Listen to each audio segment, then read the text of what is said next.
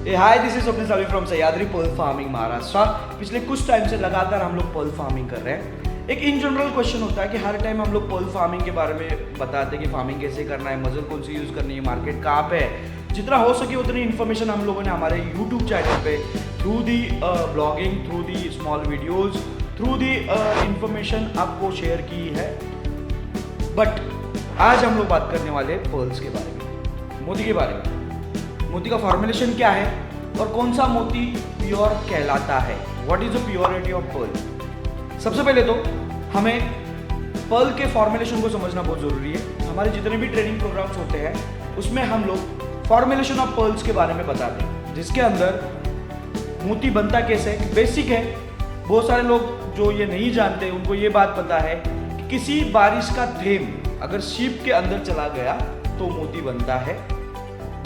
हम इंडियंस का प्रॉब्लम ये है कि जो चीज़ हमें समझ में नहीं आती है वो हम इतना डिफिकल्ट करते हैं कि आने वाली जनरेशन उसको समझ ना सके। कहने का मतलब है हमारे ग्रंथों में, पुराणों में 500 साल, 600 साल, 700 साल पहले शीप से मोती बना सकते हो।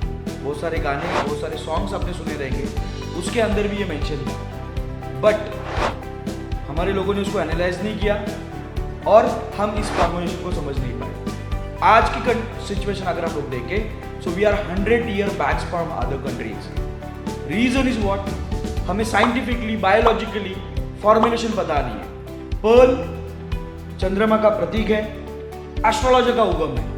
भारत में सबसे ज्यादा मोती को पहना जाता है, बट बहुत सारे लोगों की आस्था उससे जुड़ी है। लोगों को पर्ल के बारे में पता नहीं है, मोती के बारे में पता नहीं है। सो आज का ये वीडियो यही होने वाला है। अगर हमारे चैनल पे आप नए हो तो चैनल को सब्सक्राइब करना, बाजू की जो बेल आइकॉन है उसको प्रेस करना, ताकि आने वाला हर वीडियो आपके तरफ पहुंचे पर्ल फार्मिंग रिलेटेड। हमारे चैनल पे बहुत सारे लोग आते हैं, वीडियोस देखते हैं।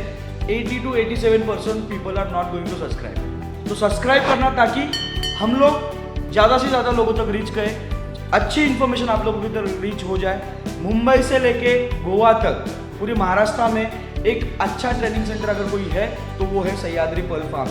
हमारे तरफ से मैं बता रहा हूँ, लेकिन आप सर्च कर लेना गूगल पे या फिर जो कुछ भी सर्चिंग प्लेटफॉर्म है उस पर सह्याद्री पर्ल फार्मिंग, हमारे रिव्यूज़ देख लेना, बहुत ही अच्छे लेवल पे। तो हमारी ये रिक्वेस्ट है आपको कि हमारे चैनल को सब्सक्राइब करना ताकि आने वाली हर इंफॉर्मेशन आपकी तरफ रीच कर सके। Here we go with the topics. Topic है एग्जैक्ट पर्ल प्योर कैसे होगा और बेस्ड ऑन एस्ट्रोलॉजी हम उसको कैसे वेयर करेंगे। फॉर्मुलेशन को सबसे पहले तो समझते हैं। शीप यानी कि मजल्स, जो मजल्स ये इंग्लिश वर्ड है, शीप है हम लोग हिंदी में बोलते हैं। बहुत सारे लोग इसको ऑयस्टर्स बोलते हैं, लेकिन मरीन में जो शीप्स मिलते हैं उसको ऑयस्टर्स बोला जाता है। Sheep fresh water aquaculture pearl farming में जो यूज करने वाली है उसको मजल्स बोला जाता है। तो जो शीप है इसके पर्टिकुलर बॉडी पार्ट में, जिसके अंदर mantle cavity, mental tissue and gonad, जैसे हम इंसान हैं हमारे भी एनाटॉमिकल स्ट्रक्चर है, वैसे मजल्स के भी एनाटॉमिकल स्ट्रक्चर है। आप स्क्रीन पे देख पा रहे हैं। तो ये जो एनाटॉमिकल स्ट्रक्चर है इसके बारे में डिटेल हम हमारे ट्रेनिंग प्रोग्राम में बताते हैं, लेकिन इन शॉर्ट में आपको फॉर्मुलेशन बताना चाहता हूँ। मेरे बहुत सारे वीडियोज में मैंने बताया हुआ है, हम यहाँ पे हाइडिंग नहीं करते। फॉर्मुलेशन अगर आप समझोगे तो मोती को समझ पाओगे। शीप्स के यानी कि मजल्स के पर्टिकुलर बॉडी पार्ट में, जिसके अंदर mantle cavity, mental tissue and gonad, ये 3 ऐसे बॉडी पार्ट है। उसके अंदर अगर कोई भी आउटसाइड ऑब्जेक्ट इंटर हुआ तो शीप को तकलीफ होती है और उस तकलीफ के चलते वो उसको बाहर निकालती है। अगर बाहर नहीं निकला तो उसका डिफेंस मैकेनिज्म एक्टिव होता है और एज अ प्रोटेक्शन वो क्या करती है, उसके ऊपर एक लिक्विड छोड़ती है। उसको पर्ल फार्मिंग के भाषा में नेकर सेक्रेटिंग बोलते हैं। बहुत सारे लोग हमसे ट्रेनिंग लेते हैं, फार्म लगाते हैं, और जब मार्केट के लिए जाते हैं, जैसे कि हम भी मार्केट के लिए जाते हैं, तब एक इन जनरल क्वेश्चन पूछा जाता है कि what is a nacre secreting rate. तो वही जो लिक्विड है उसको नेकर सेक्रेटिंग बोलते हैं। ये nacre layer upon a layer, layer upon a layer जो ऑब्जेक्ट है उसके ऊपर छोड़ा जाता है और उससे मोती का निर्माण होता है। ये बेसिक फॉर्मुलेशन है। विदाउट ऑब्जेक्ट मोती नहीं बनना है। सो दैट्स द बेसिक फंडा कि विदाउट ऑब्जेक्ट मोती नहीं बनेगा। तो उसको प्योर कैसे कहेंगे, क्योंकि ऑब्जेक्ट में कुछ भी आ सकता है। सैंड पार्टिकल आ सकते हैं, छोटा लेवल का एक स्टोन हो सकता है, कोई बैक्टीरिया हो सकता है, उसके एग्स हो सकते हैं, अगर ऐसे कोई इंसेक्ट अगर अंदर चला गया तो शीप को तकलीफ होती है, जैसे अपने आंखों के अंदर कचरा चला जाता है, फिर हमें तकलीफ होती है और हमारे आंखों से पानी निकलता है एज आर डिफेंस मैकेनिज्म।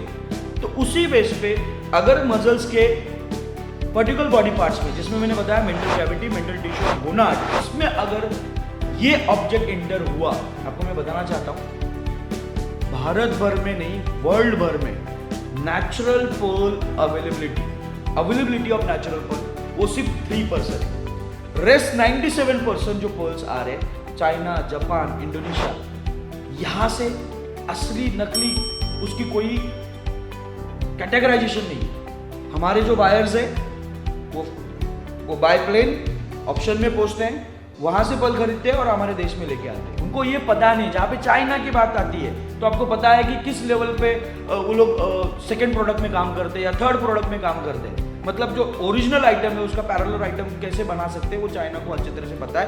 मेरे को बताने की जरूरत नहीं है आपको, बिकॉज ऑफ आप सारे सोशल मीडिया पे ऑलरेडी रील्स वगैरह में आप देखते हो। आपके इन जनरल लाइफ में जब आप उसको स्क्रॉल करते हो तो बहुत सारे लोग आज के डेट में रील्स वगैरह देखते हैं, तो उसमें इन्फॉर्मेशन, और आज इन्फॉर्मेशन लेना इतना ईजी हो चुका है सब। उससे अगर कुछ साल पहले अगर हम लोग जाते तो हमें बुक्स पढ़ने पड़ते।